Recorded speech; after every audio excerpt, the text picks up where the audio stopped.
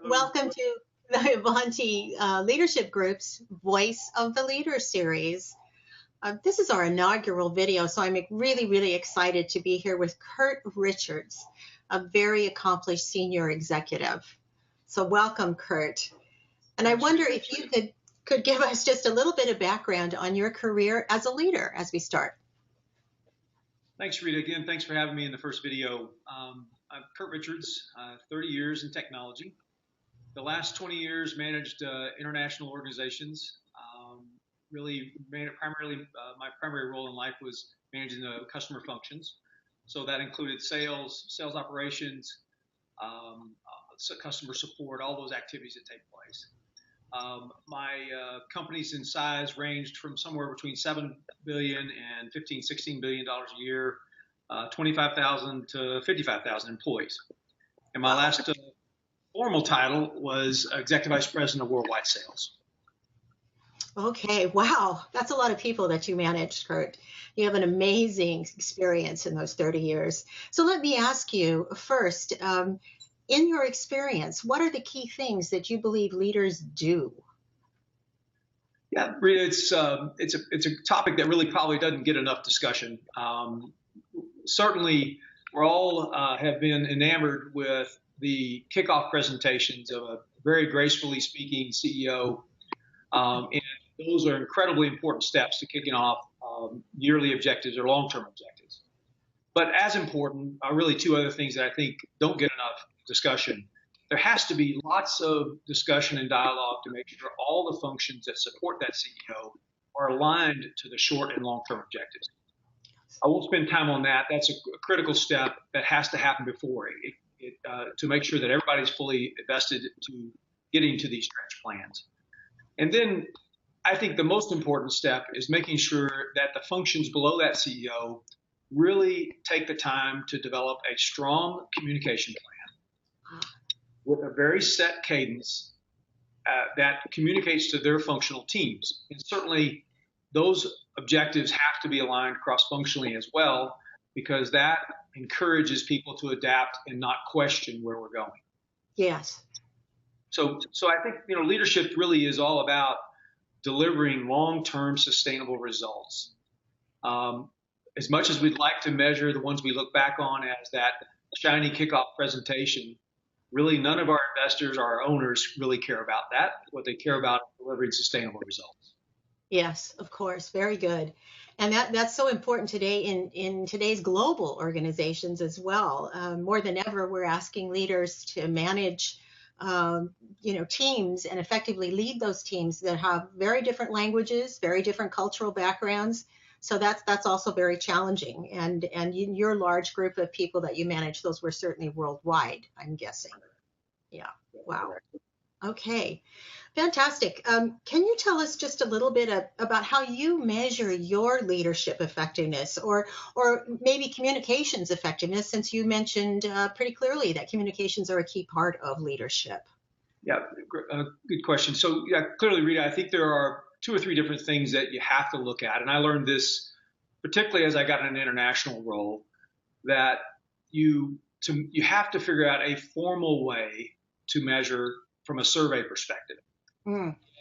Really spending a lot of time to making sure that those questions are serving the objectives that you're trying to go get done.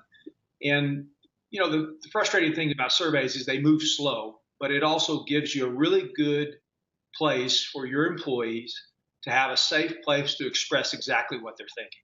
Mm-hmm.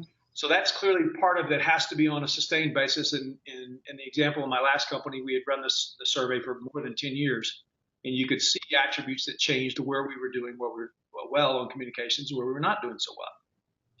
You also have to have clearly metrics that link to sustainable success. Are you on track or off track? Every company should have those. I would encourage it never to be more than 4 or 5. If there is more than that, there need to be sub-objectives that small teams manage. But people don't have the ability, in my past, especially multiple languages, to digest more than 4 or 5 different objectives. Yeah. And everybody wants to make it more, but in the end, I don't think it's quite effective. And then, of course, the last but not least, are you delivering on the sustainable results? and shouldering the responsibilities when you're not, to take action to change how you're communicating, how you're leading the team. Yes. And then probably the last but not least is really listening. Particularly important in everything we do, but I think particularly in the international organizations where they're not as prone to confront you as a U.S. company would employee. U.S. employee would hit you directly with knowing in kind of an open environment, where in Beijing or Taipei or all the eastern part of the world, that's not done with executives. Mm-hmm. So you really have to stop and listen, sit in the background, listen to the dialogue to make sure that they really have understood your communication and understand the objectives. Wow, that's really important. And that's what many executives face today, again, in our global organizations. So in other words, listening is one of the keys to excellent leadership. So, okay, great. Now, I'm going to ask you a little bit more complicated question. As someone who spent a good amount of time at the C-suite level, can you say what you believe that those leaders who aspire to be part of the C-suite, who would like to be at that C level, maybe what they don't understand about executive leadership, and what advice you might give them? It's great. It's also something I think companies should do a better job of communicating about what's important to the C-suite community. First and foremost, these are people that are incredibly smart. They are gifted in the ability to move large audiences of people in the right direction. They have, in a lot of cases, accumulated great wealth. Yeah. In a lot of cases, that fans their ego to be more than what they probably should be. The point of that is they are extremely busy. They're extremely committed to success. And you have to tailor your communications to them and how you position yourself to them, knowing that that's the person you're presenting to. Mm-hmm. Sending a C-suite manager lots of unstructured communication never gets read. It's a waste of time. Sending them something that enables them to go to their next cross-functional meeting and be influential with what's going on in the market, influential with what's going on in your function. That's the kind of information they want to have to be more effective in getting to their objectives. Mm-hmm.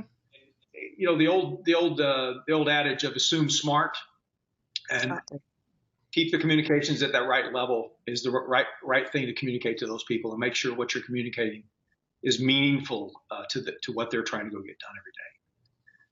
The second part of the question, I think, is how do you aspire and become a C-suite executive? And I'll do a brief story on this. I used to have people. One of the things I really enjoyed doing in my life was mentoring people, and people get a reputation for that.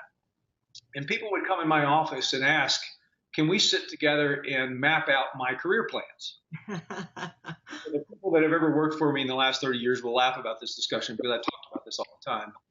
I used to literally have to bite my lip and not want to throw them out of the office, because the reality of why a C-suite executive is there is because they have delivered sustainable results. And if you come in and you talk to a C-suite executive and ask them, "Can I get coaching? Real candid coaching. I want to aspire to be something bigger than I am today. I admire you for who you are, and I really want to volunteer for projects." That's the kind of stuff that a C-suite executive wants to hear. And they will nurture and mentor you to become that. If you ask for the career plan, map me out in the next 15 months what I'm going to be, it just never works. That's not the way life is. It's about getting sustainable results. Oh, that's so clear, Kurt, and it's so useful for people who would like to advance their career and move in that level. So, well, gosh, I just want to thank you so very, very much for being with us today as Avanti Leadership Group and being on our inaugural video. You are obviously justified in your fantastic reputation as an amazing, amazing leader. So thank you so much again, Kurt. Thanks, Rita. I'm honored to be a part of it and glad to help. Thank you. Thank you.